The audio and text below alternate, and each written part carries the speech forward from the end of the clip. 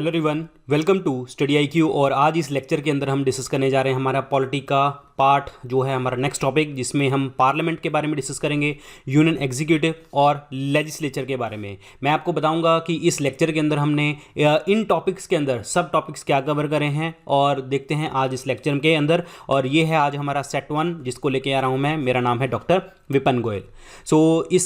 इस टॉपिक के अंदर हमने जो डिस्कस किया है, मैं अगर आप इस टॉपिक को स्टार्ट कर रहे हैं, देखिए पहली बात तो इसमें से जो है 10+ जो है सेट आएंगे, ठीक है, 10+ सेट आएंगे। और क्योंकि इसमें बहुत सारे टॉपिक्स इंक्लूड है, क्योंकि मैंने एक टॉपिक पार्लियामेंट को ही चूज किया है। पार्लियामेंट के अंदर बहुत सारी चीजें आती हैं, एक छोटी छोटी अथॉरिटी के ऊपर मैंने क्वेश्चंस बनाए हैं। लोकसभा के बारे में डिस्कस होगा, राज्यसभा के बारे में, प्रेसिडेंट के बारे में, वाइस प्रेसिडेंट के बारे में, पार्लियामेंट के बारे में, पार्लियामेंट प्रोसीडिंग्स क्या होती हैं, कमेटीज कौन सी होती हैं, prime minister and council of minister, attorney general और कैग यानी कि कंट्रोलर एंड ऑडिटर जनरल। तो मैं इन सारे टॉपिक्स को जो है डिस्कस करूंगा इन क्वेश्चंस के अंदर, और इसमें 10+ जो है हमारे सेट आएंगे, ठीक है। तो इस क्लास को स्टार्ट करने से पहले आपको ये पता होना चाहिए कि आपको ये टॉपिक्स जो हैं अच्छे से आते होने चाहिए, ताकि जो है आपकी रिवीजन जो है इन क्वेश्चंस में और भी निखर के आए, ठीक है। तो ये चीज ध्यान रखना।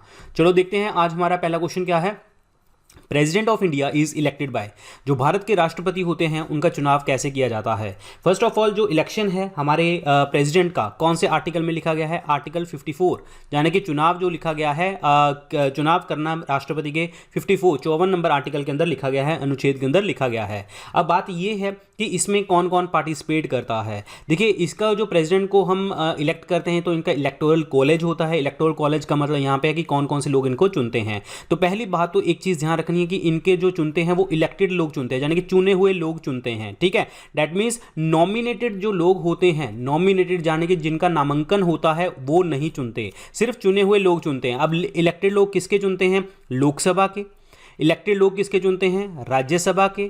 और आपके जो है जितनी भी स्टेट लेजिस्लेटिव असेंबलीज हैं, स्टेट लेजिस्लेटिव असेंबली यानी कि विधानसभा, लोकसभा, राज्यसभा और विधानसभा, स्टेट लेजिस्लेटिव असेंबली के इलेक्टेड लोग। और नॉमिनेटेड लोग जो है पार्टिसिपेट नहीं करते। जब असेंबली पार्टिसिपेट कर रही है तो इसका मतलब क्या हो गया, इसका मतलब जो है state legislative council, Vidhan Parishad भी जो है इसमें पार्टिसिपेट नहीं करती, इसमें जो है हिस्सा नहीं लेती। तो सिर्फ इलेक्टेड लोग हिस्सा लेते हैं। अब यहां पे एक चीज ध्यान रखना है, लोकसभा और राज्यसभा को अगर मैं इकट्ठा कर दूं, लोकसभा और राज्यसभा को इकट्ठा कर दें तो इसको हम पार्लियामेंट भी लिख सकते हैं, संसद, यानी कि चुने हुए लोग संसद के। पार्लियामेंट वर्ड भी आ सकता है यहाँ पे, संसद वर्ड भी आ सकता है, तो वो भी आपका सही हो जाएगा, इलेक्टेड लोग। और प्लस असेंबली, असेंबली जो है स्टेट लेजिस्लेटिव असेंबली, जहां पे भी आपकी असेंबली होगी वहां के लोग जो हैं चुने हुए वो लोग हैं, वो वोट करेंगे, चाहे आपकी वो यूनियन टेरिटरीज की है, चाहे वो आपकी दिल्ली की है, चाहे आपकी यूनियन टेरिटरीज की है, चाहे किसी भी चीज की है, मतलब यूनियन टेरिटरी और नॉर्मल असेंबली है, हमारी विधानसभा है।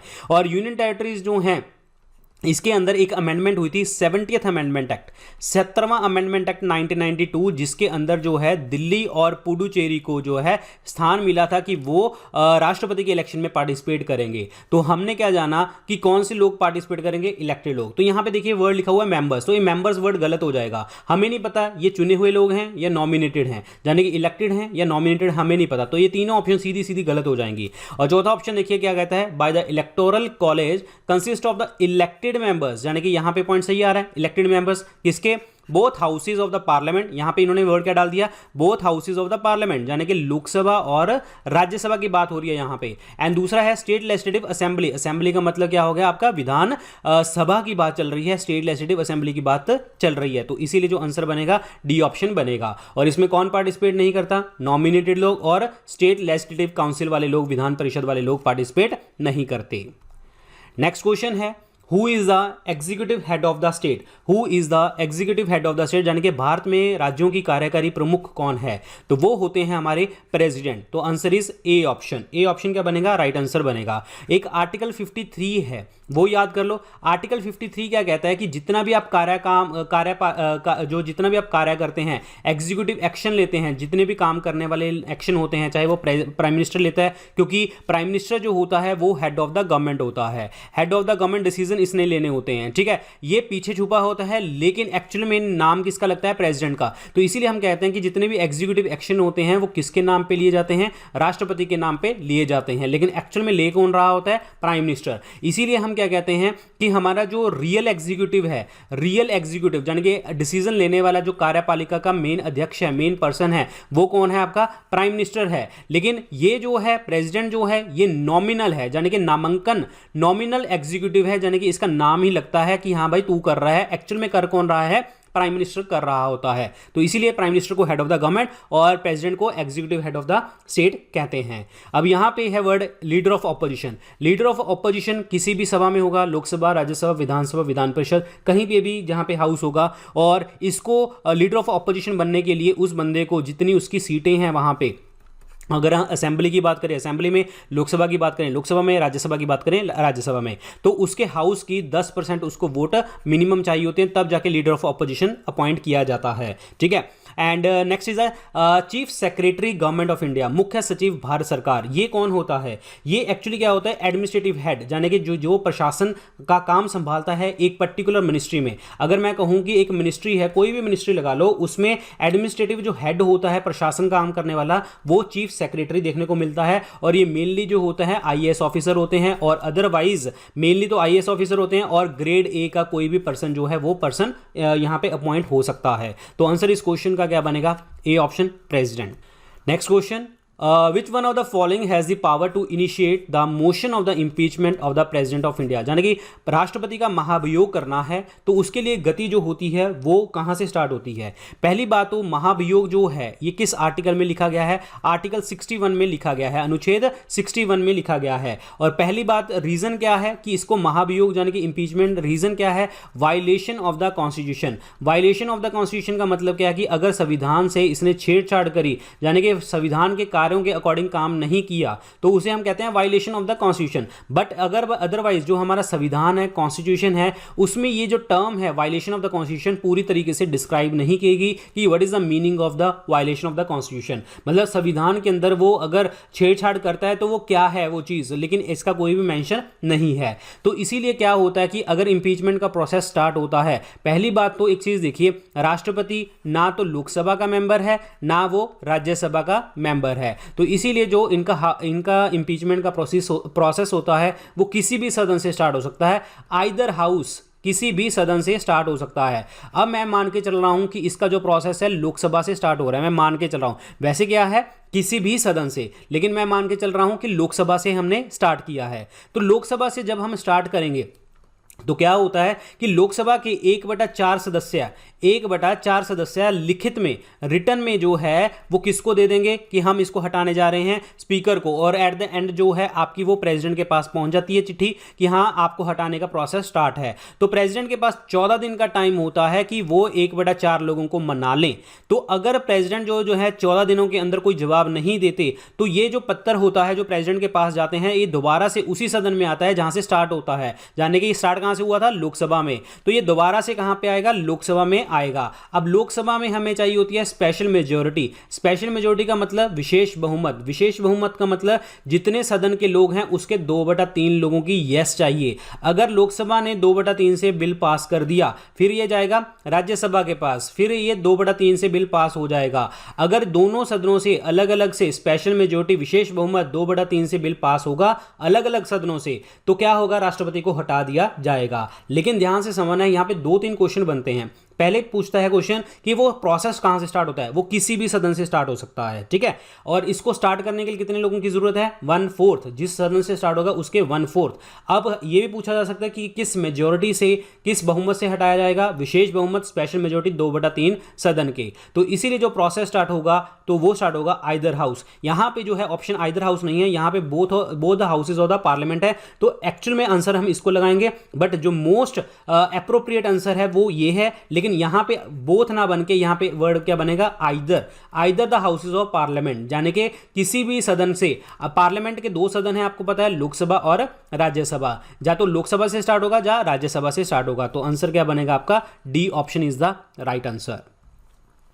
नेक्स्ट है election to the office of president is conducted by, मैंने अभी आपको बताया था इलेक्शन जो होते हैं आर्टिकल 54 में लिखा गया है, तो इसको इलेक्शन करवाने के लिए जो आते हैं authority, that is election commission of India. Election commission of India का आर्टिकल नंबर कितना है, 324 है, ये इलेक्शन करवाता है प्रेसिडेंट के। अगर सपोज करो कि इलेक्शन प्रेसिडेंट के अंदर डिस्प्यूट पड़ गया कि ठीक है, दो लोग खड़े हुए हैं, वो कहते हैं कि इसको जो है इस बंदे को जो है गलत वोट चली गई है, जाने कि कोई भी डिस्प्यूट हो जाए तो उसका निर्णय कौन लेता है, उसका निर्णय लेता है सुप्रीम कोर्ट, जाने कि सर्वोच्च न्यायालय। सर्वोच्च न्यायालय किस आर्टिकल के अंदर, आर्टिकल 71, 71 आर्टिकल के अंदर जो है वो सुप्रीम कोर्ट जो है अपना फैसला सुनाती है। तो इसमें आंसर क्या बनेगा जी, आपका डी ऑप्शन बनेगा। ठीक है, बट यहां पे एक टर्म लिखा है हुआ है मिनिस्टर फॉर पार्लियामेंट्री अफेयर्स, मैं इसके बारे में आपको बताना चाहूंगा। मिनिस्टर फॉर पार्लियामेंट्री अफेयर्स क्या होता है, ये एक लिंक होता है, कनेक्टिव लिंक होता है, किसके बीच में, लोकसभा के बीच में, राज्यसभा के बीच में। किस तरीके से लोकसभा में काम हो रहा है, राज्यसभा में काम हो रहा है, तो वो लिंक कौन करता है,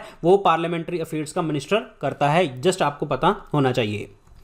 नेक्स्ट है the ordinance issued by the president is applicable for the period of. First of all, ordinance, अध्यादेश वर्ड का मतलब क्या होता है, अध्यादेश वर्ड का मतलब क्या होता है कि सपोज करो कि हमारी जो जैसे सपोज करो कि इसका प्रोसीजर कैसे होता है, पहले तो वो देखते हैं। देखिए क्या होता है कि जब पार्लियामेंट जो है संसद में नहीं है, पार्लियामेंट मतलब संसद जो है वो सेशन में नहीं है, the parliament is not in the session, budget, monsoon और विंटर सेशन चलते हैं, उस सेशन में नहीं है।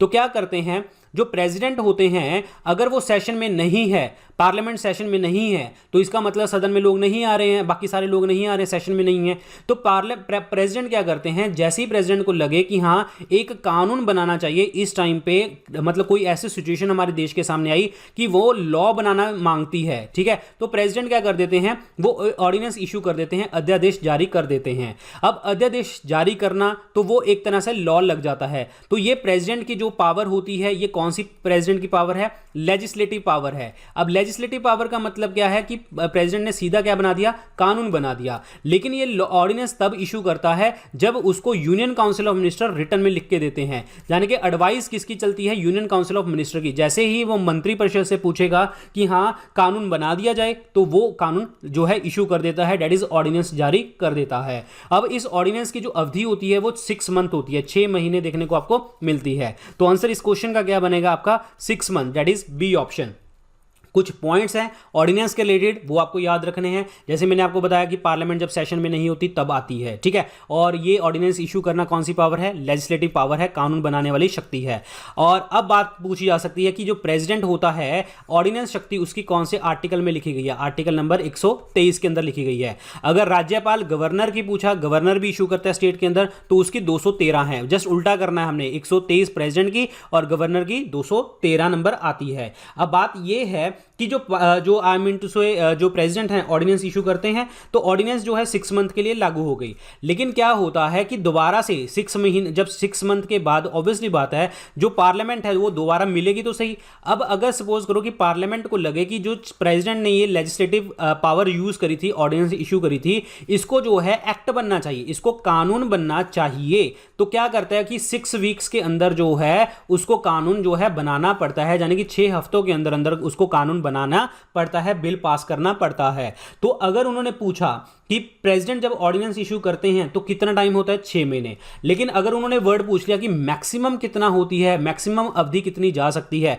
तो आप बोलेंगे 6 महीने प्लस 6 वीक, यानी कि 6 महीने 6 हफ्ते जो है ये मैक्सिमम अवधि जा सकती है। अब बात यह है कि जितने भी आपके जितने भी प्रेसिडेंट रहे हैं वो ऑर्डिनेंस इशू करते हैं। अब प्रेसिडेंट अगर पूछा जाए आपसे कि प्रेसिडेंट ने ऑर्डिनेंस इशू कर दिया और वो उसने कानूनी शक्ति जारी कर दी, अब प्रेसिडेंट जो है नेशनल इमरजेंसी जो घोषित करते हैं तो वो ऑर्डिनेंस के तरीके से वो इशू कर सकते हैं, नहीं, प्रेसिडेंट कभी भी नेशनल इमरजेंसी को लेने के लिए जो है वो ऑर्डिनेंस जारी नहीं कर सकते। और एक चीज और है आपको कि प्रेसिडेंट की जो ऑर्डिनेंस पावर है ये 6 महीने पहले से भी खत्म हो सकती है, अगर लगे, अगर लगे कि ये प्रेसिडेंट ने जो है जानबूझ के किसी के दबाव में आके जो है ये शक्ति यूज करी है और किसी सर्कमस्टांसिस के कारण, जो कोई भी सर्कमस्टांसिस हो सकते हैं, सुप्रीम कोर्ट रूल आउट कर देती है कि हाँ ये ऑर्डिनेंस जो है वो गलत है, तो ये 6 महीने से पहले भी खत्म हो सकती है। बट अदरवाइज ये इसकी जो अवधि होती है वो 6 महीने होती है और मैक्सिमम जो अवधि होती है, टाइम होता है 6 मंथ 6 वीक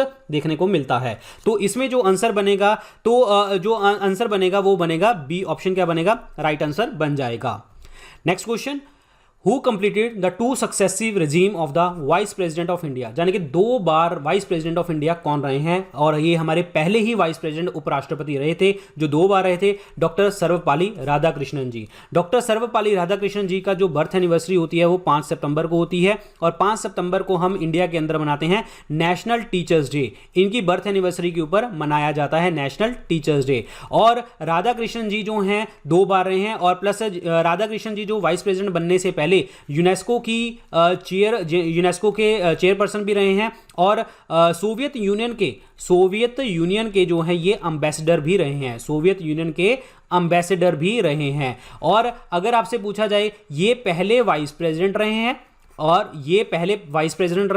और सेकंड जो हैं हमारे देश के प्रेसिडेंट रहे हैं, ये भी आपको याद रखना है। पहले वाइस प्रेसिडेंट रहे हैं और दूसरे प्रेसिडेंट रहे हैं। पहले वाइस प्रेसिडेंट यानी कि उपराष्ट्रपति कितने से कितने टाइम तक थे, 1952 से 62 तक रहे थे, और दूसरे राष्ट्रपति कब बने थे, 62 से 67 तक रहे थे, 1962 से 67 तक, ये याद रखना है। तो आंसर इसमें ए ऑप्शन बनेगा। अब बीवी गिरी भी बहुत बहुत इंपॉर्टेंट नाम है। बीवी गिरी जो हैं ये हमारे देश के चौथे प्रेसिडेंट बने हैं और ये एक मात्र प्रेसिडेंट हैं जो इंडिपेंडेंट कैंडिडेट थे, यानी कि किसी भी पार्टी से बिलोंग नहीं करते थे, इंडिपेंडेंट कैंडिडेट थे और जीते थे। और उसके बाद है बीडी जट्टी जो हैं ये हमारे देश के 5th प्रेसिडेंट रहे हैं, ये बस नाम याद कर लो। Mohammad Hidayatullah is very very important. जैसे हम जानते हैं कि अगर राष्ट्रपति एब्सेंट है तो उपराष्ट्रपति सीट के ऊपर बैठ जाता है, अगर दोनों एब्सेंट होते हैं तो चीफ जस्टिस ऑफ इंडिया जो होता है वो किस तरीके से काम करता है, राष्ट्रपति जैसे काम करता है, सर्वोच्च न्यायालय का मुख्य न्यायाधीश राष्ट्रपति जैसा काम करता है। अब एक मात्र जो है हमारे देश के अंदर जो चीफ जस्टिस ऑफ इंडिया यानी कि सर्वोच्च न्यायालय के मुख्य न्यायाधीश जो हमें प्रेसिडेंट बने हैं वो कौन बने हैं, मोहम्मद हिदायतुल्लाह। और ये 2 बार बने हैं जी, ये 2 बार बने हैं। पहले बने थे 1969 में और दूसरी बार बने थे 1982 में। ये ध्यान रखना, 1969 और 1982। तो आंसर इस क्वेश्चन का ए ऑप्शन। नेक्स्ट क्वेश्चन, इनमें से which of the following statement about the vice president of India are not correct. Question क्या कहता है कि इनमें से उपराष्ट्रपति के लिए जो स्टेटमेंट है वो कौन सी गलत है, ये बोल रहा है। तो पहला पॉइंट देखिए जी, गलत बोल रहा है। पहली बात तो ये चीज ध्यान रखना, नॉट पूछ रहा है, नॉट करेक्ट, कौन सा गलत है, कौन सा गलत नहीं है। पहला पॉइंट देखिए, in order to a vice president a person must be qualified for election as a member of the House of People. अच्छा, इन्होंने क्वेश्चन ध्यान से समझना है। क्वेश्चन पूछा है कौन सा सही नहीं है, इज नॉट करेक्ट, मतलब गलत है। तो पहली बात हो, उपराष्ट्रपति को मतलब इलेक्शन मतलब क्वालिफाई करने के लिए उसके पास जो है राज्यसभा की क्वालिफिकेशन होनी चाहिए, यानी कि अगर वो राज्यसभा का मेंबर बन सकता है तो वो उपराष्ट्रपति बन सकता है। तो ये स्टेटमेंट आपका गलत है, तो इन्होंने नॉट करेक्ट ही पूछा था, तो मतलब हमारा ऑप्शन ये बनेगा। ठीक है। दूसरा पॉइंट देखिए, a member of the state legislative can seek election to the that office, मतलब राज्य विधानसभा का कोई भी मेंबर जो होता है वो राष्ट्रपति का चुनाव लड़ सकता है। ये बिल्कुल स्टेटमेंट सही है, कोई भी बंदा इलेक्शन लड़ सकता है। तीसरा पॉइंट देखिए, the term of the office of the vice president is the same as that of president, यानी कि उपराष्ट्रपति का जो पद का कार्यकाल होता है वो राष्ट्रपति के समान होता है। बिल्कुल, दोनों 5 साल के लिए चुने जाते हैं, राष्ट्रपति का भी 5 साल के लिए, उपराष्ट्रपति का भी 5 साल के लिए। ये भी स्टेटमेंट आपकी बिल्कुल सही है। नेक्स्ट है, he can be remove through a formal impeachment, यानी कि उसे औपचारिक महाभियोग के जरिए हटाया जा सकता है। नहीं, ये गलत है जी, फॉर्मल इंपीचमेंट का प्रोसीजर इसमें नहीं आता। अब एक्चुअली क्या होता है कि वाइस प्रेसिडेंट ऑफ इंडिया, पहले तो आंसर क्या बन गया आपका, सी ऑप्शन बन जाता है। सी ऑप्शन, दोनों ही स्टेटमेंट आपकी गलत थी, पहली गलत थी और चौथी गलत थी, तो आंसर इज सी। अब बात यह है कि जो राष्ट्रपति वाइस प्रेसिडेंट होते हैं उनको हटाया कौन सी मेजोरिटी से जाता है, इफेक्टिव मेजोरिटी से हटाया जाता है। ध्यान रखना, इफेक्टिव मेजोरिटी से। अब आप कहेंगे कि सर इफेक्टिव मेजोरिटी का मतलब होता क्या है। ठीक है, इफेक्टिव मेजोरिटी का मतलब क्या होता है ये आपको पता होना चाहिए। अब आपको बताता हूं कि ताकि आपको पॉइंट समझ आ जाए कि सपोज करो हम मान के चलते हैं कि हमारे पास कोई 11 सदस्य हैं, ठीक है। लाइक फॉर एग्जांपल क्रिकेट के एग्जांपल ले लो, क्रिकेट के अंदर 11 प्लेयर खेलते हैं, ठीक है। तो हमने बोला कि क्रिकेट के अंदर इफेक्टिव मेजोरिटी जो है वो खेलेगी, इफेक्टिव मेजोरिटी से काम बिल पास करेंगे, ठीक है। अब बात ये है कि 11 लोग हैं। अब सपोज करो कि 2 बंदे यहाँ पे, या 2 या 3 लगा लो, चलो 3 बंदे यहाँ पे, ठीक है, 3 बंदे यहाँ पे एब्सेंट हो गए।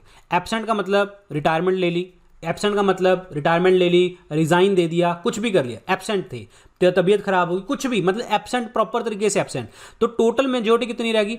8, मतलब कितने लोग रह गए? 8 रह गए। अब इफेक्टिव मेजोरिटी का मतलब क्या होता है कि जब हम 11 से 3 माइनस कर दिया तो 8 रह गए, तो 8 में से इफेक्टिव मेजोरिटी कितनी आएगी? इफेक्टिव मेजोरिटी आएगी 5, मतलब जो इसका 50% है प्लस 1 कर दो, वो आ गई 5, ठीक है। ये आपको ध्यान रखना है, this is called effective majority. जितने एब्सेंट हैं, लाइक फॉर एग्जाम्पल अगर मैं इसकी एग्जाम्पल ऐसे ले लूँ कि 11 लोग थे, 2 एब्सेंट हो गए, ठीक है, तो 9 रह गए। तो पहले तो इसके 50% करेंगे, कितने आएंगे? 50% करेंगे तो 6 आएंगे, 50% करेंगे तो 6 आएंगे, सॉरी कितने आएंगे? 5 आएंगे, 5 आएंगे, ये चीज़ ध्यान रखना, कितने आएंगे? 5 आएंगे, ठीक है, क्योंकि इसका 4.5 आएगा, 4.5 तो लेंगे नहीं, 5 लेंगे, और प्लस 1 करके कितना रहेगा? 6। अगर 9 लोग हैं तो 6 वोटें हमें चाहिए, तो इसका मतलब इफेक्टिव मेजोरिटी का मतलब ये होता है, ठीक है। और इफेक्टिव मेजोरिटी से हम राष्ट्रपति, वाइस प्रेसिडेंट को हटा सकते हैं। और प्रेसिडेंट के लिए तो मैंने आपको बताया था स्पेशल मेजोरिटी क्या था? 2/3, और जो है आपके उपराष्ट्रपति के लिए, वाइस प्रेसिडेंट के लिए इफेक्टिव मेजोरिटी। अब बात ये है कि वाइस प्रेसिडेंट को जब हटाते हैं ना, तो जो उनका प्रोसेस स्टार्ट होता है, बिल स्टार्ट होता है, वो हमेशा राज्यसभा से ही स्टार्ट होगा, क्योंकि वाइस प्रेसिडेंट जो होते हैं वो चेयरमैन ऑफ द राज्यसभा होते हैं, तो हमेशा बिल जो होता है हटाने के लिए राज्यसभा से ही स्टार्ट होता है। अब बात आप कहेंगे कि सर ये इफेक्टिव मेजोरिटी जो होती है ये कहाँ कहाँ पे यूज होती है? इफेक्टिव मेजोरिटी के अंदर जैसे आपका वाइस प्रेसिडेंट का इलेक्शन हो गया, स्पीकर का इलेक्शन हो गया, डिप्टी स्पीकर, अगर हमने इन लोगों को हटाना है, स्पीकर, डिप्टी स्पीकर और चेयरपर्सन ऑफ द राज्यसभा को हटाना है, तो आपको कौन सी मेजोरिटी चाहिए? इफेक्टिव मेजोरिटी चाहिए। तो आंसर इस क्वेश्चन का क्या बन गया जी? आपका 1 and 4 is the right answer. Next question, president can dismiss A member of the council of ministers. देखिए, जो राष्ट्रपति होता है वो मंत्रिपरिषद के किसी भी एक सदस्य को बर्खास्त कर सकता है, लेकिन बात यह है कि ये बर्खास्त कब करेगा? जब इनको प्राइम मिनिस्टर कहेंगे, on the recommendation of the prime minister. तो सी ऑप्शन क्या बनेगा? राइट आंसर बनेगा। हमारे देश में जो रियल एग्जीक्यूटिव है यानी कि असली काम करने वाले लोग हैं, वो काउंसिल ऑफ मिनिस्टर होते हैं। काउंसिल ऑफ मिनिस्टर का जो हेड होता है वो प्राइम मिनिस्टर होता है, तो इसीलिए हम इसको हम बोलते हैं real authority, that is real executive authority, मतलब असली बंदा काम करने वाला वो प्राइम मिनिस्टर है, इसलिए इसको हम हेड ऑफ द गवर्नमेंट भी बोलते हैं। अब बात ये है, आपका एक आर्टिकल है आर्टिकल 74, जिसमें हम बात करते हैं कि जो राष्ट्रपति है वो हमेशा जो भी कोई काम करेगा वो काउंसिल ऑफ मिनिस्टर की मदद से काम करेगा, कि ये काउंसिल ऑफ मिनिस्टर जो है एडवाइस करेंगे किसको? राष्ट्रपति को, और उस तरीके से वो डिसीजन ले सकता है। अब ये डिसीजन लेगा, तो ये 42nd अमेंडमेंट के अकॉर्डिंग जो है ऐड किया गया था, 42nd अमेंडमेंट एक्ट 1976 के अकॉर्डिंग ऐड किया गया था, लेकिन बाद में एक 44th अमेंडमेंट पास हो गई थी, 44th अमेंडमेंट एक्ट 1978। इसमें क्या गया था कि जब राष्ट्रपति के पास जो है काउंसिल ऑफ मिनिस्टर कुछ भी लिख के भेज देंगे, तो राष्ट्रपति दोबारा से इनको कह सकता है कि एक बार दोबारा से रिकंसीडर कर लो, कि एक बार दोबारा से देख लो ये चीज सही है या नहीं सही। तो काउंसिल ऑफ मिनिस्टर दोबारा से अगर रिकंसीडर करके राष्ट्रपति को भेज देते हैं, तो राष्ट्रपति को साइन करने बहुत ज्यादा जरूरी होंगे दूसरे केस में, मतलब वो ना कह ही नहीं सकता दूसरे केस में, अगर काउंसिल ऑफ मिनिस्टर मंत्रिपरिषद ने बोल दिया कि हमारी तरफ से तो बिल्कुल सही है। ये ऐड किया गया था 44वीं अमेंडमेंट के अंदर। तो आंसर इस क्वेश्चन का क्या बनेगा? C option is the right answer.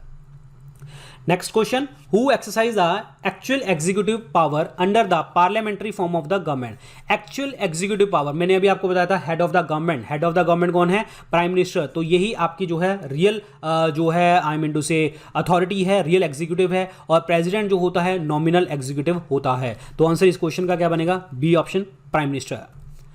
Next question, with reference to the constitution of India consider the following statement. इनमें से स्टेटमेंट्स बतानी है, कौन सी सही है कौन सी गलत है। पहला पॉइंट देखिए, the council of minister of the union are responsible to the both houses of the parliament. नहीं जी, काउंसिल ऑफ मिनिस्टर जो मंत्रिपरिषद होता है ये हाउस ऑफ पीपल के ऊपर रिस्पॉन्सिबल होता है, यानी कि इसको जवाबदेही होता है, ना कि दोनों को। लोकसभा को जो है ये जवाबदेही होता है, ना कि दोनों सदनों को। क्यों? क्योंकि हमने जो इलेक्ट करके भेजे हैं लोग, वो लोकसभा में भेजे हैं, क्योंकि यही पॉलिसी बनाएंगे हमारे लिए। तो दोनों हाउसेज के लोग जो हैं पार्लियामेंट के लिए रिस्पॉन्सिबल नहीं है, काउंसिल ऑफ मिनिस्टर सिर्फ और सिर्फ लोकसभा के लिए रिस्पॉन्सिबल है। पहला पॉइंट आपका गलत हो जाता है। दूसरा पॉइंट देखिए जी क्या कहता है कि president of India can not appoint anyone as a union minister not recommended by the prime minister. जो राष्ट्रपति होते हैं वो किसी भी पर्सन को यूनियन मिनिस्टर अपॉइंट नहीं कर सकता जब तक आपके प्राइम मिनिस्टर कह ना दें। तो ये भी बिल्कुल सही स्टेटमेंट है, ये बिल्कुल सही स्टेटमेंट है। ये अभी हमने डिस्कस किया था, आर्टिकल 74 के अंदर हमने चीज डिस्कस करी थी। ठीक है, आर्टिकल 74 के अंदर ये चीज डिस्कस करी थी कि हाँ, कि राष्ट्रपति जो होता है वो हमेशा प्राइम मिनिस्टर के और काउंसिल ऑफ मिनिस्टर की मदद से काम करता है। तो दूसरा स्टेटमेंट आपका बिल्कुल सही है। स्टेटमेंट करेक्ट पूछा था, इसमें से कौन सा सही है? तो दूसरा स्टेटमेंट आपका बिल्कुल सही है, पहला पॉइंट गलत है। Answer is second option. Next question, the members of the Lok Sabha member who can table a no confidence motion. No confidence motion जो होता है वो हमारे काउंसिल ऑफ मिनिस्टर के अगेंस्ट चलता है। ये क्या होता है? देखिए, नो कॉन्फिडेंस मोशन का मतलब क्या होता है? अविश्वास पत्र का मतलब ये होता है कि किसी भी उस बंदे के पास मेजोरिटी नहीं है, मेजोरिटी ऑफ लोकसभा नहीं है। लोकसभा की मेजोरिटी का मतलब सपोज करो हमारे जैसे लोकसभा में 545 मेंबर हैं, उसके पास 273 मेंबर होने चाहिए। ठीक है, पार्टी चलाने के लिए। कोई भी विपरीत जो है गवर्नमेंट का बंदा, पार्लियामेंट का बंदा, कोई भी मिनिस्टर जो है वो कह सकता है कि इनके पास जो है मेजोरिटी नहीं है। तो उस केस में जो है नो कॉन्फिडेंस मोशन चलता है। बिल आता है, स्पीकर हाँ करता है तो मोशन चलता है, मतलब उसके ऊपर डिस्कशन चलने लग जाती है। अब क्या होता है कि इसमें इस चीज़ को स्टार्ट करने के लिए कितने लोगों की ज़रूरत होती है ये पूछ रहा है। इसको स्टार्ट करने के लिए आपके सी ऑप्शन यानी कि 50 मेंबर्स की ज़रूरत होती है। अगर ये देखना, पहली बात तो लोकसभा के अंदर ही ये बिल आता है। कौन सा? नो कॉन्फिडेंस मोशन वाला, अविश्वास पत्र वाला। 50 मेंबर से यहाँ से बिल आएगा, लोकसभा से स्पीकर के पास जाएगा, स्पीकर कहेगा यस चलो स्टार्ट करो। तो उसमें क्या होता है, जो हमारी रनिंग गवर्नमेंट होती है, रनिंग गवर्नमेंट का मतलब जो पर्टिकुलर पावर में गवर्नमेंट है उसको आपकी मेजोरिटी बहुमत दिखाना होता है कि हां मेरे पास बहुमत है, मतलब मुझे हटाया नहीं जा सकता। तो ये जो प्रोसीजर होता है 50 लोगों की हेल्प से स्टार्ट होता है। अब ये बात ये है कि ये जो अविश्वास पत्र है, नो कॉन्फिडेंस मोशन है, ये रूल 198 के अंदर लिखा गया है। और ये 198 किसका रूल है? Rule of procedure and conduct, rule of procedure and conduct of Lok Sabha. किस तरीके से जो है आपका लोकसभा का काम होगा और किस तरीके से जो है काम जो है प्रॉपर तरीके से चलेगा। तो 50 लोगों की इसमें जरूरत होती है। तो answer is C option. Next question देखिए, असर्शन एंड रीजन का क्वेश्चन है। कौन सा स्टेटमेंट सही है, कौन सा गलत है? पहला पॉइंट देखिए, the council of minister in the union of India is collectively responsible to the Lok Sabha. ये बिल्कुल स्टेटमेंट सही है। यहां पे बोल क्या रहा है कि सामूहिक रूप से वो लोकसभा के लिए उत्तरदायी हैं। कौन? मंत्रिपरिषद। ये बिल्कुल स्टेटमेंट सही है। अगर यहां पे आता, यहां पे एक सिंगल मिनिस्टर के ऊपर बात आती, एक सिंगल मिनिस्टर, तो सिंगल मिनिस्टर जो रिस्पॉन्सिबल होता है वो राष्ट्रपति के लिए होता है। लेकिन यहां पे कोलेक्टिवली वर्ड आया, यानी कि सारे इकट्ठे की बात आ रही है, सामूहिक रूप से आ रही है, तो वो सिर्फ और सिर्फ लोकसभा के लिए उत्तरदायी होते हैं। ये बिल्कुल स्टेटमेंट सही है। दूसरा पॉइंट देखिए, रीजन क्या कहता है? असर्शन का मतलब कथन क्या है, और इसका रीजन ये है, the member of both Lok Sabha and Rajya Sabha are eligible to the members of the union government. कहने का मतलब लोकसभा और राज्यसभा के जो मेंबर होते हैं वो मिनिस्टर बन सकते हैं, कोई डिफेंस मिनिस्टर बन सकता है, कोई फाइनेंस मिनिस्टर बन सकता है, बिल्कुल बन सकते हैं। ये भी पॉइंट आपका बिल्कुल सही है। बट इस पॉइंट का मतलब ये नहीं है कि जो ये रीजन दिया गया है वो इसका रीजन है, ये पॉइंट नहीं है। दोनों कथन आपके बिल्कुल सही हैं, but reason is not the explanation of assertion. तो आंसर क्या बनेगा इसका? वो बनेगा both A and R true but R is not the correct explanation of A. A और आर दोनों सत्य हैं, और जो आर है ए की व्याख्या नहीं है। अब एक चीज मैं आपको बताता हूं, कोलेक्टिवली रिस्पॉन्सिबल मैंने आपको बताया था, लोगों ने चुना हुआ है, हाउस ऑफ पीपल के लिए ही रिस्पॉन्सिबल बनेगा। ये चीज मैंने आपको अभी बताई थी। तो आंसर इज बी ऑप्शन।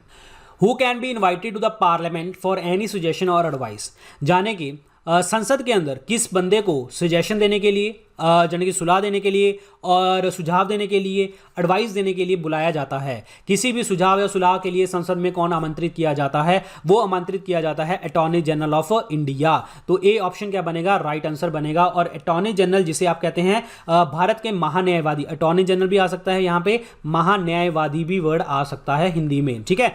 और ये जो आर्टिकल लिखा गया है आर्टिकल 76 के अंदर, ये इसके बारे में लिखा गया है, क्योंकि जो अटॉर्नी जनरल होते हैं ये हमारे देश के फर्स्ट लॉ ऑफिसर होते हैं। क्या होते हैं? पहले लॉ ऑफिसर और लीगल ऑफिसर कहते हैं, और ये जितने भी लीगल मैटर्स होते हैं उसके ऊपर एडवाइस यही देते हैं, ठीक है। ध्यान रखना, लॉ ऑफिसर बोला है, लॉ मिनिस्टर नहीं है। ये लॉ मिनिस्टर गलत हो जाएगा, ये लॉ ऑफिसर हैं, ये चीज ध्यान रखनी है। Answer is A option. Who is known as the second law officer of India? देखिए मैंने अभी आपको बताया था फर्स्ट लॉ ऑफिसर क्या होते हैं? अटॉर्नी जनरल, भारत के महान्यायवादी। पहले तो ये होते हैं, इन्होंने वर्ड यूज किया है सेकंड होते हैं सॉलिसिटर जनरल, यानी कि सॉलिसिटर जनरल ऑफ इंडिया जो होते हैं ये सेकंड होते हैं। ये भी आपके लीगल मैटर्स के ऊपर आपको एडवाइस प्रोवाइड करते हैं। और इस बंदे को जो अपॉइंट किया जाता है, ये अपॉइंटमेंट की जाती है कि एक कैबिनेट कमेटी द्वारा, जिसको हेड कौन करते हैं? प्राइम मिनिस्टर हेड करते हैं। और सॉलिसिटर जनरल का जो कार्यकाल होता है वो 3 साल होता है। अटॉर्नी जनरल का 5 साल होता है, जब मैक्सिमम 65 एज तक होता है। और ये तब तक रहेगा जब अटॉर्नी जनरल तब तक रहता है जब तक रनिंग गवर्नमेंट जो है काम कर रही है। तो इस क्वेश्चन का आंसर क्या बनेगा? Solicitor general, D option is the right answer. Next, who administer the oath of the office to the president, यानी कि राष्ट्रपति को शपथ दिलाने के लिए कौन आता है? राष्ट्रपति को शपथ जो है, पहली बात तो लिखी कहां पे गई है? आर्टिकल 60 के अंदर लिखी गई है, अनुच्छेद 60 के अंदर लिखी गई है। अब बात यह है कि राष्ट्रपति को जो शपथ है वो दिलाता कौन है? चीफ जस्टिस ऑफ इंडिया, यानी कि भारत के मुख्य न्यायाधीश, सर्वोच्च न्यायालय के मुख्य न्यायाधीश। अगर सपोज करो चीफ जस्टिस ऑफ इंडिया यहां पे एब्सेंट है, अगर chief justice of India absent है तो इनके बाद जो सीनियर मोस्ट जज होगा, जो इनके बाद सीनियर मोस्ट जज होगा सुप्रीम कोर्ट का, वो क्या कर देगा? इनको शपथ दिला देगा। किनको? राष्ट्रपति को। अब बात यह है कि राष्ट्रपति की शपथ में लिखा क्या होता है? राष्ट्रपति की शपथ में लिखा होता है to preserve, protect and defend the constitution. To preserve, protect and defend the constitution. कहने का मतलब मैं अपने संविधान को प्रिजर्व, सुरक्षा करके रखूंगा, प्रोटेक्ट करके रखूंगा, बचा के रखूंगा, और जहां भी आए मैं उसको डिफेंड करूंगा, उसको बचाव करूंगा। मतलब संविधान को बचाना, कॉन्स्टिट्यूशन को बचाना, संविधान को बचाना, वो किसका काम होता है? राष्ट्रपति का काम होता है, और यही वो शपथ में लेता है। तो आंसर इस क्वेश्चन का क्या बनेगा? A option, chief justice of India. Which of the following is not correct? इनमें से कथन जो है वो कौन सा सही नहीं है, ये पूछ रहा है जी। पहला पॉइंट देखिए, vice president is the chairman of Rajya Sabha. उपराष्ट्रपति राज्यसभा के सभापति होते हैं, ये बिल्कुल स्टेटमेंट सही है। Vice president of India act as a president at the time of vacancy, ये भी पॉइंट सही है। कहने का मतलब उपराष्ट्रपति तब राष्ट्रपति बन जाते हैं जब राष्ट्रपति कहीं पे गए हों, जबकि उनकी जगह खाली हो, बिल्कुल सही है। अगर वाइस प्रेसिडेंट भी खाली हो तो chief justice of India Mohammad Hidayatullah, अभी मैंने आपको पॉइंट बताया था। तीसरा statement, while acting as president, vice president does not perform the duties of the chairman of the office of the Rajya Sabha। बिल्कुल, जब वो राष्ट्रपति बन गया, उपराष्ट्रपति राष्ट्रपति बन जाता है तो वाइस प्रेसिडेंट के काम नहीं करता। तो करता कौन है? तो वाइस प्रेसिडेंट की पोस्ट, बिल्कुल कोई भी वाइस प्रेसिडेंट की पोस्ट के ऊपर कोई काम नहीं होता, क्योंकि इसको हम as a chairman of the house जो है नियुक्त करते हैं। तो चेयरमैन की जब सीट खाली होती है तो डिप्टी चेयरमैन आ जाता है उसका काम करने के लिए। वाइस प्रेसिडेंट के साथ कोई काम नहीं जुड़ा हुआ, इसीलिए वाइस प्रेसिडेंट की पोस्ट कोई भी वहां पे नहीं रहती, कोई भी उसका रिक्त स्थान भरा नहीं जाता। लेकिन चेयरमैन ऑफ राज्यसभा का रिक्त स्थान भरा जाता है। क्यों? क्योंकि डिप्टी चेयरमैन उसको ऊपर हम बिठा देते हैं जगह के ऊपर। तो ये भी स्टेटमेंट आपका बिल्कुल सही है। और नहीं पूछा, करेक्ट नहीं पूछा है तो सीधा आंसर 4 बनेगा, पर देख लेते हैं।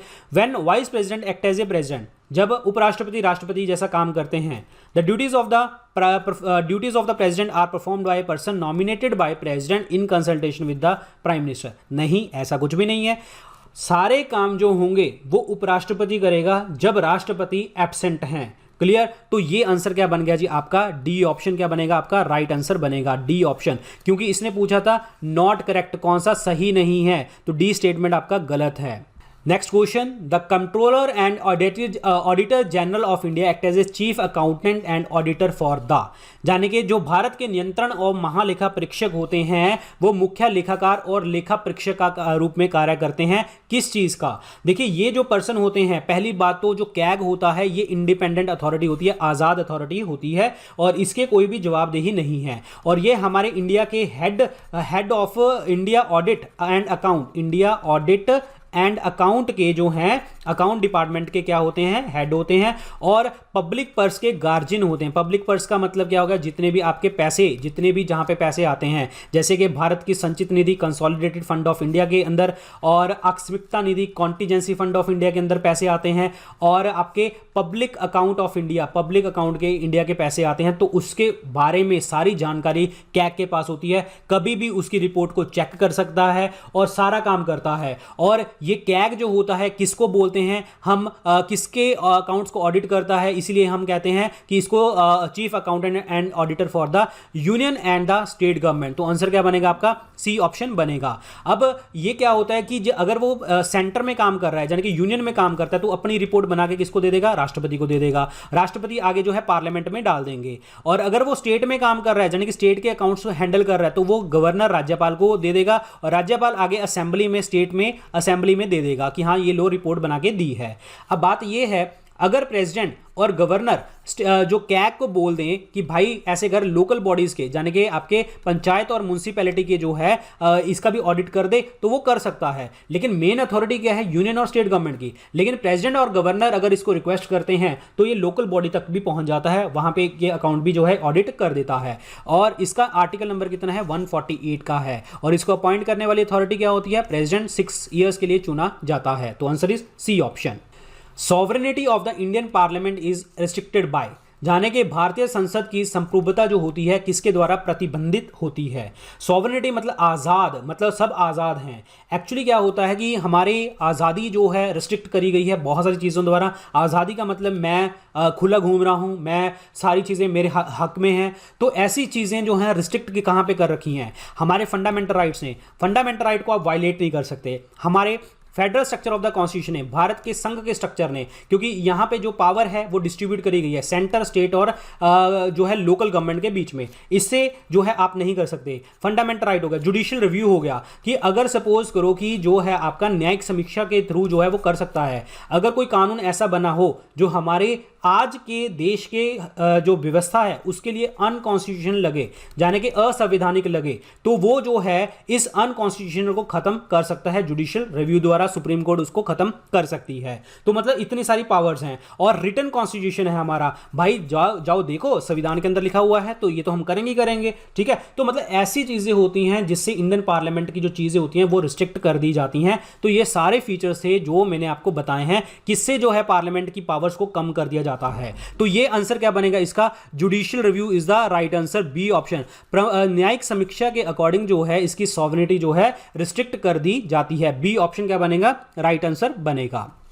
Next question, in what ways does the Indian parliament exercise control over the administration, यानी कि जो संसद है हमारे प्रशासन के ऊपर किस तरीके से नजर रखती है? हमारे प्रशासन के ऊपर जो नजर रखी जाती है वो पार्लियामेंट्री कमेटी द्वारा। ये बिल्कुल जी स्टेटमेंट आपका बिल्कुल सही स्टेटमेंट है। पार्लियामेंट्री कमेटी बना दी जाती है और पार्लियामेंट्री कमेटी देखती है कौन कैसे काम कर रहा है। जैसे कि आपको एग्जाम्पल दे दूं, एस्टिमेट कमेटी है, बजट वगैरह का देखती है। पब्लिक अकाउंट कमेटी है जो रिपोर्ट चेक करती है। पब्लिक अंडरटेकिंग कमेटी है वो देखती है अगेन कैग की रिपोर्ट्स को देखती है। और प्रोसीजर वाली कमेटी होती है, बिजनेस एडवाइजरी कमेटी होती है, साइंस एंड टेक के लिए, science schedule caste, schedule reserve, minority के लिए बहुत सारी आपके पास कमेटीज हैं जो आपके देश के अंदर एडमिनिस्ट्रेशन का काम नियंत्रण रखती है। तो इसका जो आंसर बनेगा वो बनेगा जी आपका ए ऑप्शन क्या बनेगा? करेक्ट आंसर बन जाएगा। और अदरवाइज गवर्नमेंट जो है आपका कंट्रोल कैसे रख सकती है? जैसे नो कॉन्फिडेंस मोशन पास करके, ठीक है, नो कॉन्फिडेंस मोशन पास किया जा सकता है। तो उसमें देखा जाएगा कि हाँ भाई तुम्हारी कंट्रोल जो कर रहे हो, एडमिनिस्ट्रेशन जो कंट्रोल कर रहे हो वो सही है या नहीं है। अब यहाँ पे बात ये है कि नो कॉन्फिडेंस मोशन का कैसे पास करके, क्योंकि नो कॉन्फिडेंस मोशन में अविश्वास पत्र में क्या होगा, उसको मेजोरिटी दिखानी पड़ेगी कि हाँ मेरे पास मेजोरिटी है। और कोई भी क्वेश्चन जो है स्टेट लेजिस्लेचर से, मिनिस्टर से पूछा जा सकता है। एनुअल बजट जो बजट सेशन होता है उसमें कट मोशन होते हैं, पॉलिसी कट, इकोनॉमिक कट, बहुत सारे कट मोशन होते हैं जो हम आगे डिस्कस करेंगे। तो ये सारी जो चीज़ें होती हैं ये हम एडमिनिस्ट्रेशन के ऊपर कंट्रोल रखने के लिए कर सकते हैं। तो इसीलिए जो आंसर बनेगा वो बनेगा आपका A option is the correct answer. Next है हाउ इज राज्यसभा डिसॉल्व। पहली बात तो राज्यसभा कभी भी डिसॉल्व नहीं होती, तो ये आंसर क्या बन गया जी, कभी भी डिसॉल्व नहीं होती, नन ऑफ द अबव बनेगा सीधा सीधा आंसर। क्लियर, क्योंकि Rajya Sabha is a permanent house, Rajya Sabha स्थायी सदन है। अब यहां पे एक चीज देखिए, लोकसभा स्टेट लेजिस्लेटिव असेंबली जिसे आप विधानसभा कहते हैं, और एक होती है राज्यसभा और एक होती है विधान परिषद। ठीक है, ये दोनों काम इस तरीके से होते हैं। लोकसभा जो काम करती है वो विधानसभा जैसा काम होता है, राज्यसभा विधान परिषद जैसा काम करती है। अब लोकसभा और स्टेट लेजिस्लेटिव असेंबली जो है इसको डिसॉल्व किया जा सकता है, इसको भंग किया जा सकता है, और राज्यसभा विधान परिषद को जो है डिसॉल्व नहीं किया जा सकता, परमानेंट सदन है। लेकिन एक चीज यहां पर देखना, अबॉलिश का मतलब क्या होता है, खत्म करना, मतलब सदन ही खत्म कर दिया। तो वो कौन सा सदन हम खत्म कर सकते हैं, विधान परिषद। विधान परिषद को खत्म किया जा सकता है, स्टेट लेजिस्लेटिव काउंसिल को हम खत्म कर सकते हैं। ये किस आर्टिकल में लिखा गया है, ये आर्टिकल में लिखा गया है 169 के अंदर जो है लिखा गया है, जिसमें पार्लियामेंट के पास पावर होती है किसको खत्म करने की, विधान परिषद और स्टेट लेजिस्लेटिव काउंसिल को। लेकिन वो बिल जो है पहले असेंबली से पास होगा, स्टेट लेजिस्लेटिव असेंबली से पास होगा, तब हम पार्लियामेंट जो है इसको खत्म कर सकती है। तो answer is D option. Next question, in the Lok Sabha unless there is a quorum the speaker should not conduct the proceeding to ensure this. Question क्या कह रहा है, लोकसभा के अंदर जब हम काम करते हैं तो कोरम होना चाहिए। What is the meaning of quorum? Quorum का मतलब क्या होना है, कोरम का मतलब क्या होता है कि जितना सदन के सदस्य हैं, सपोज करो कि हमारे लोकसभा के सदस्य हैं 545 हैं, ठीक है, तो 545 के 1/10 मेंबर प्रेजेंट होने चाहिए अगर आपका सदन चलना है। तो मतलब 55 लोग होंगे तो जो है स्पीकर कहेगा कि हाँ जी आज का काम स्टार्ट करो, 55 नहीं है तो काम स्टार्ट नहीं होगा। तो ये होता है कोरम। क्वेश्चन क्या कह रहा है कि लोकसभा में जब 55 लोग हैं नहीं तो स्पीकर जो होता है, अध्यक्ष जो होता है, वो काम नहीं करता, कार्यवाही नहीं करता। इस चीज के लिए कौन क्या होता है, क्या सुनिश्चित करना चाहता है, तो पॉइंट देखते हैं। Speaker usually counts the head at the beginning of every day. नहीं, स्पीकर का काम ये नहीं होता, स्पीकर का काम जो है डेकोरम मेंटेन करना होता है। दूसरा है parliamentary secretariat keep a watch on the attendance in the house and the inform the speaker. ये बिल्कुल सही स्टेटमेंट है जी। स्पीकर जो होता है, स्पीकर पार्लियामेंट्री सेक्रेटेरिएट जो होता है, ये इसका काम होता है। संसद सचिवालय का काम होता है कि हाँ कि लोग आए हैं नहीं आए, इनके ऊपर अध्यक्षता की अटेंडेंस ये कैलकुलेट करता है। और ये भी गलत है, ये the attendance register kept at the entrance is monitored, गलत। The speaker relies on the members to bring is notice और quorum, ये भी गलत है। तो इसका आंसर क्या बनेगा, exact answer is B option. Parliamentary secretariat जो है वो स्पीकर को बताता है कि हाँ आज इतने लोग आए हैं, इतने लोग नहीं आए। और ये पार्लियामेंट्री सेक्रेटेरिएट वही बंदा है जो प्राइम मिनिस्टर और कैबिनेट मिनिस्टर के अंदर जो है बॉन्डिंग बनाता है, और ये रूलिंग पार्टी द्वारा अपॉइंट किया जाता है, और जितने भी काम होते हैं वो इसके द्वारा एक जगह से दूसरी जगह तक पहुंचाए जाते हैं। तो इसीलिए हम बात करते हैं कि जितने भी मिनिस्टर लोग होते हैं और जितने भी एमपी लोग होते हैं, पार्लियामेंटेरियंस होते हैं, उनके बीच में कनेक्टिव लिंक जो होता है वो पार्लियामेंट्री सेक्रेटेरिएट होता है। तो आंसर इज बी ऑप्शन क्या बनेगा, राइट आंसर बनेगा। Next question, who is the first speaker of the Lok Sabha, first female speaker of the Lok Sabha. पहली महिला अध्यक्ष जो है वो कौन रही है? अध्यक्ष का कार्यकाल भी 5 साल होता है, और ये तब तक रहेगा जब तक आपकी रनिंग लोकसभा चलती है, 5 साल ही होता है, ठीक है।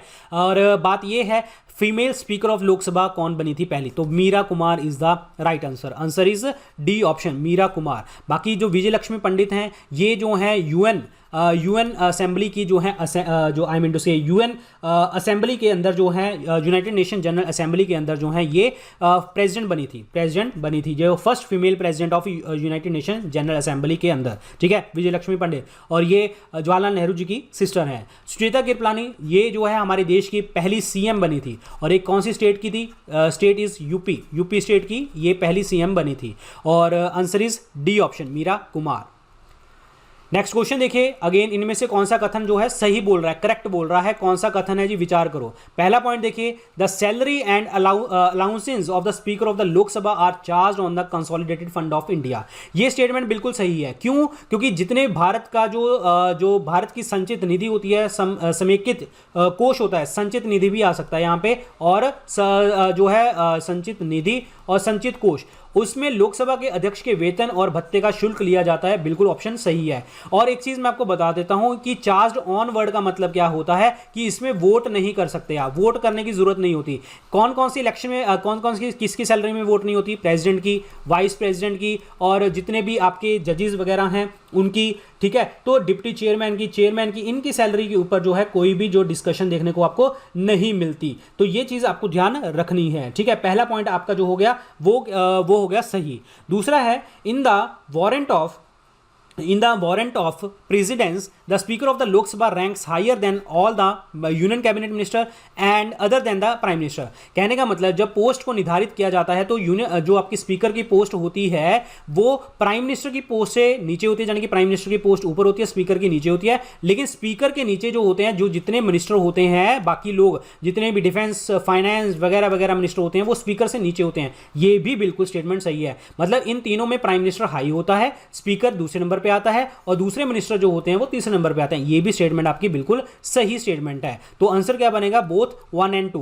पहले बात तो मैं आपको बता दूं, आपको एक चीज याद रखनी है कि जो स्पीकर की पोस्ट होती है ना, स्पीकर की पोस्ट इक्विवेलेंट होती है किसके? चीफ जस्टिस ऑफ इंडिया के बराबर होती है, मतलब प्रेसिडेंस में, ठीक है। अब यहां पे एक चीज और बताता हूं। सबसे पहले नंबर की जो कहते हैं हमारा पहला सिटीजन ऑफ इंडिया प्रेसिडेंट, राष्ट्रपति होते हैं, ठीक है। तो पहली पोस्ट राष्ट्रपति की आती है, दूसरी पोस्ट वाइस प्रेसिडेंट की आती है और तीसरी पोस्ट आपके प्राइम मिनिस्टर की आती है, ठीक है। और ये पांचवी पे आते हैं, पांचवी छठी पे आते हैं स्पीकर और चीफ जस्टिस ऑफ इंडिया, ठीक है। तो आंसर क्या बनेगा आपका? सी ऑप्शन, बोथ 1 और 2। बाकी इसके ऊपर भी मैं एक टॉपिक बना दूंगा प्रेसिडेंट्स के ऊपर, ताकि आपको कंफ्यूज करूं ज्यादा से ज्यादा कि हाँ किसकी पोस्ट पहले आएगी किसकी बाद में आएगी। हम एंड में देखेंगे, इस टॉपिक को भी मैं ले लूंगा एक को। तो आंसर इज सी ऑप्शन।